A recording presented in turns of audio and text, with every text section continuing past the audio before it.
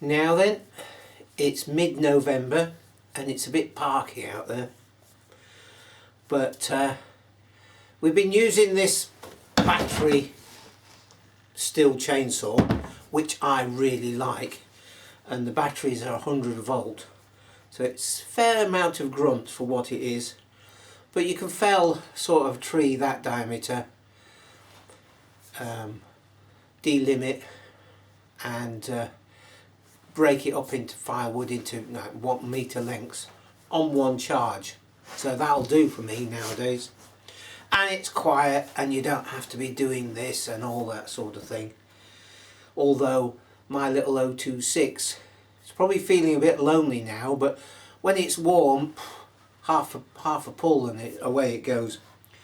Anyway, we had a bit of an incident with a couple of cutters, and we've lost a couple of cutters off this chain, and also it's getting a bit low and a couple of the cutters are uneven, and I thought, let's have a dig around in the stores. This is a 3/8 Pico chain, so it's a lightweight chain, and it's a 1.3mm gauge. So let's just see if we can make anything out on the label on the bar. Right, to start with, 1.3mm, which is 0.050, 50 drive links, yeah, and it's the 3/8P. okay, so should have a number 3 on the drive link if it's a Stihl chain. Okay, 1.3mm gauge, 50 drive links, 3/8P. Right, so we need to find a chain in the pile with good enough cutters to warrant adjusting it. So this looks like a reasonable chain, reasonable size cutters, a bit of wear on the drive links but not too bad. It's a semi-chisel cutter, which I quite like nowadays, and it doesn't have guard links, which can be a bit of a pain if you want to do boring. So I'm going to set this on inches, so 750 thou is 3/4 of an inch, and let's see how we can do this. We're going to measure the pitch of this chain between the outside of one rivet and the outside of the third rivet is 750 thou, so that is 3/4 of an inch from there to there, or from the center of a rivet to the center of the third rivet. Divide that by 2 is 3/8. So that's champion. Now I'm going to change this to millimeters. Okay. And I need to measure the thickness of the drive link. Now this is not easy to do on video. There we are, 1.3. So there we go. So that's a good chain and it's the right size. And so as you know, chains are measured in drive links, so we put 2 like that together and we go 2, 4, 6, 8, 10, 12, 14, 16, 18, 20, 22, 24, 26, 28, 30, 32, 34, 36, 38, 40, 42, 44, 46, 48, 50, 52, 54, 56, 57 drive links. Too many, so we're going to have to shorten it. So I've just been inspecting this. Yeah, on that drive link it says JMWP by the looks of it. Anyway, I've been inspecting this. There are no duff drive links, and there are no duff cutters, and there's no place where there are 2 cutters on one side. Any of those things is where you would want to split it. Okay, so I think we're going to remove, well, we're going to use the press here and just remove one of these links. Okay, so let's get the gear out. Right, we have this support block here.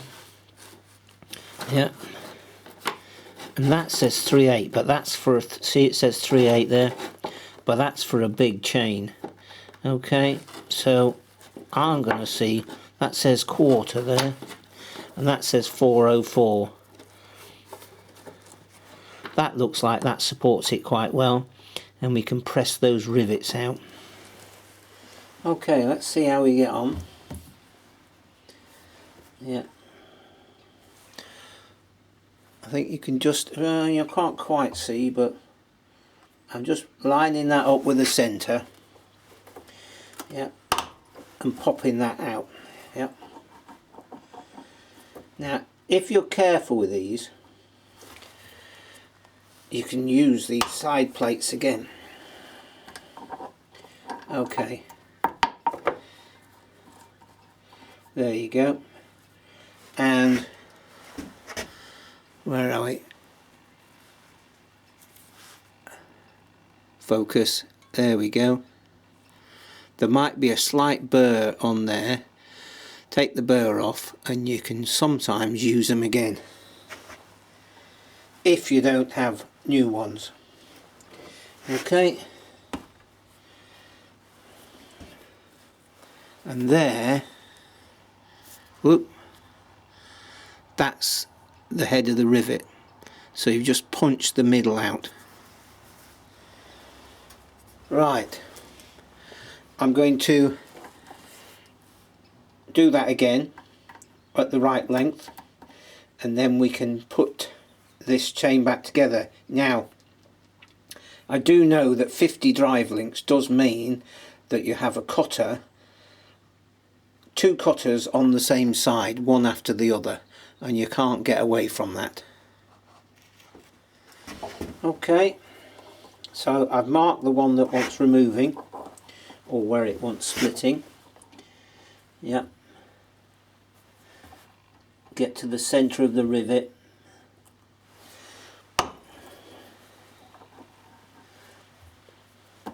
Obviously with a bigger chain there's more stress on everything.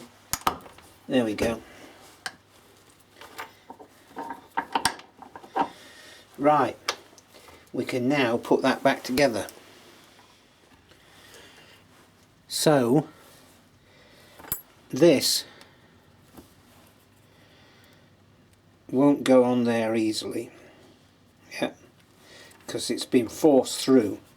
So I'm just going to get a needle file and just take off that burr, so it just goes back together. You don't need to see me do all that lot, but you get the idea, and then it will press on. Right, okay, give me a minute. Okay, well, it's still a bit tight, but that's fine. So we put that on there and that one on there. Okay, now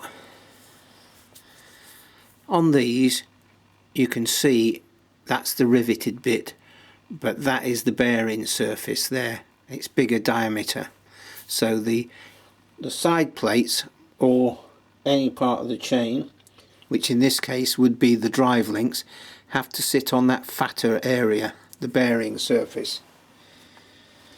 So then we need to put that on there like that. It still doesn't want to go on, which I think is fine. So I'm just going to tap that on with a punch, and then we can try and rivet that over. So there you see, a bit of the old rivet is still stood up, and we have same size cutter, one after the other, but we were expecting that. So now we can either tap that over with a hammer yeah, or we can use a spinner, and luckily I have a spinner, which is, where is it, just there. Right, so let's have a tidy up and then create those rivet heads. Right, we've got the chain here in the spinner, and just in there's a spinning head, as it were, and there are two different sizes, and this is the one for the big chain, like the 3/8 super rapid or the 404, and the one for the smaller one is smaller, obviously smaller chains. So perhaps we need to zoom in a bit more. There we go. Now I'll try and keep my hand out of the way. You adjust this, yeah, right. So the original rivet head is on this side, and the rivet and the where you want to create the rivet is on this side. So you're twisting this and tightening that at the same time, and that should do. I'm going to move it on to the next one. Okay, so twisting this, and there we go.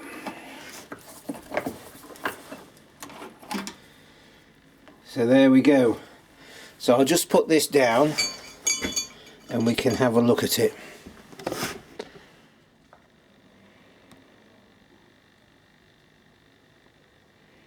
So there we go. There's the two new rivets. Slightly smaller because we've lost a little bit of material, but I don't think you can argue against that. Right, so I need to put that on the chainsaw and give it a quick sharpen. So that's that one sorted. I've got a pile of these chains here, so I think I'll do several while I'm at it. And nice big cutters again. When the cutters get low, the kerf is narrower, therefore you get more drag on the bar. And the other thing is, with these chains, I always set the depth gauges to 0.8 instead of 0.65. They do cut a lot better then. Right, but you've got to be careful.